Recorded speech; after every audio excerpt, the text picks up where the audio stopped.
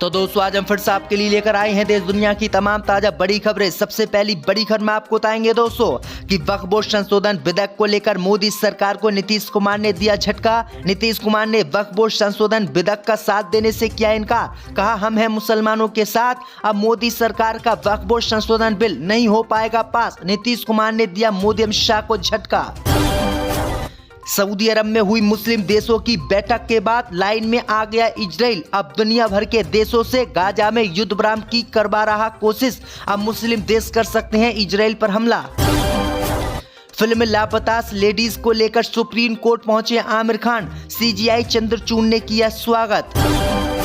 लोकसभा चुनाव के बाद उत्तर प्रदेश में हुए एक और उपचुनाव में करारी हार से हारी भाजपा, समाजवादी पार्टी ने की जीत हासिल। अब मुख्यमंत्री पद से हटाए जाएंगे योगी आदित्यनाथ। बांग्लादेश के हालातों पर बागेश्वर धाम के बाबा धीरेन्द्र शासी ने मोदी सरकार से की अपील, कहा भारत में भी अगर ऐसे ही हालात हुए तो कहां जाएंगे हिंदू, मोदी सरकार करे हिंदुओं का इंतजाम। तो दोस्तों सभी खबरों को आपको एक एक कर बताने वाले हैं, वीडियो को लाइक कर चैनल को सब्सक्राइब कर दें। इस बीच पर तो दोस्तों अगली खबर की ओर, तो केंद्र में सरकार बनाने के बाद मोदी को दिया नीतीश कुमार ने झटका। वक्फ बोर्ड विधेयक के विरोध में उतरे नीतीश कुमार, बोले मुस्लिम समाज का करूंगा समर्थन। दोस्तों आपको बता दें कि वक्फ बोर्ड संशोधन बिल पर मोदी सरकार को बड़ा झटका अब जेडीयू से लगने वाला है। दरअसल आपको बता दें कि वक्फ बोर्ड संशोधन बिल लोकसभा में आने के बाद मुस्लिम नेताओं ने सीएम नीतीश कुमार से कल मुलाकात की है। वहीं आपको बता दें कि मुलाकात करने के बाद नीतीश कुमार ने ऐलान किया है।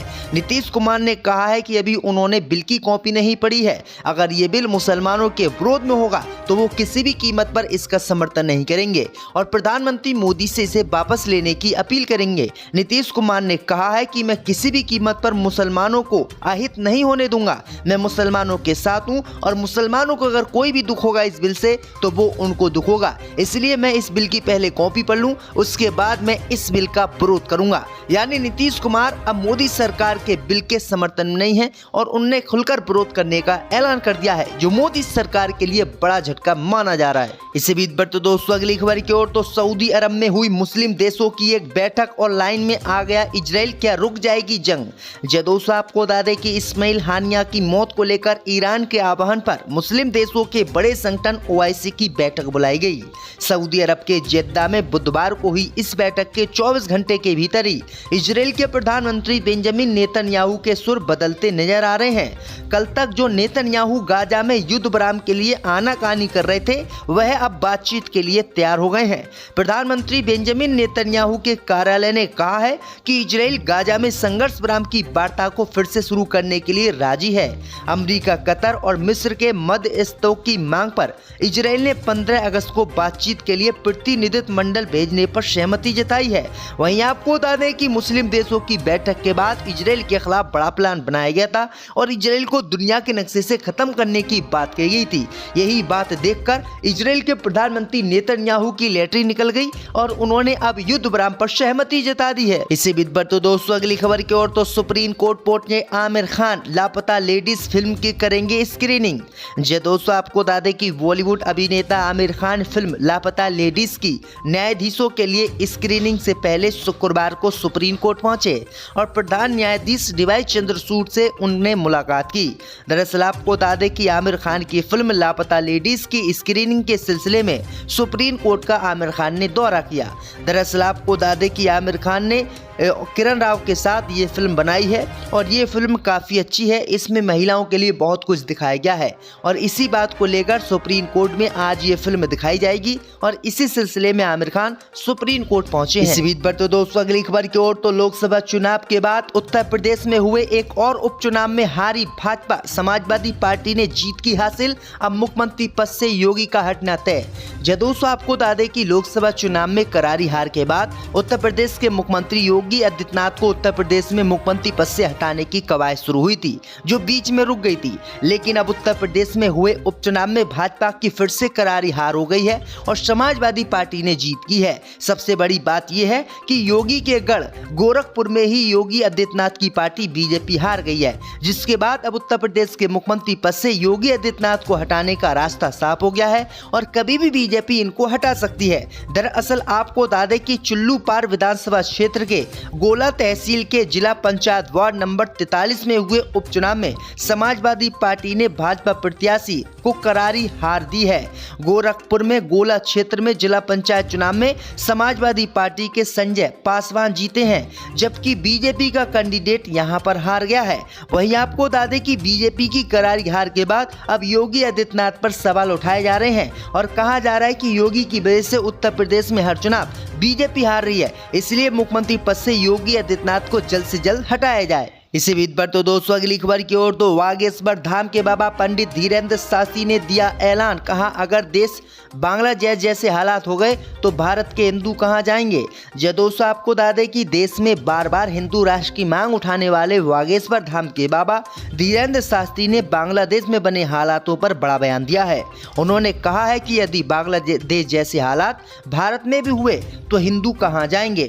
उनके बयान के बाद राजनीतिक सरगर्मियां तेज हो गई हैं। आपको बता दें कि हाल ही में विदेश यात्रा से लौटे पंडित धीरेन्द्र शास्त्री ने बांग्लादेश में हो रहे हिंदुओं पर अत्याचार को लेकर केंद्र की मोदी सरकार से गुहार भी लगाई थी। इसके साथ ही उन्होंने बांग्लादेशी हिंदुओं को भारत में शरण देने को लेकर भारत सरकार का धन्यवाद भी किया था। उन्होंने कहा कि बांग्लादेश के हिंदुओं की व्यवस्था हो जाएगी, उन्हें भारत में शरण मिल जाएगी, लेकिन अगर यही स्थिति भारत में उत्पन्न हो गई तो भारत का हिंदू कहाँ जाएगा। उन्होंने कहा कि भारत का हिंदू क्या हिंद महासागर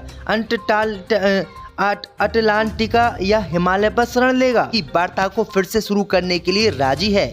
अमेरिका, कतर और मिस्र के मध्यस्थों की मांग पर इजराइल ने 15 अगस्त को बातचीत के लिए प्रतिनिधित्व मंडल भेजने पर सहमति जताई है।